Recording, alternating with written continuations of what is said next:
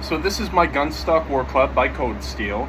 I would like to talk about the history of this weapon a little bit.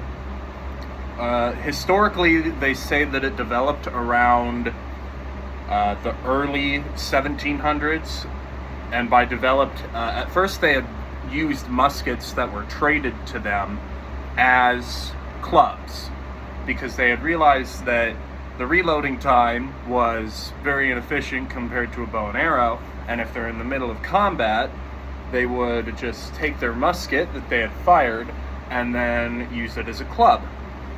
Now later on, in the 1770s to early 1800s, they had begun to realize that this design worked pretty good regardless without the firearm aspect, so they would begin cutting wood, and they then started to add usually antler or stone, sometimes even metal, to add a point to this. Now this point wasn't always there, but it's a pretty common aspect of it. So as that continued to develop, as they had progressively gotten more and more involved with conflict, they'd started to use these as clubs when their muskets were fired, or when they needed a melee implement, because it's pretty efficient and super cheap to make.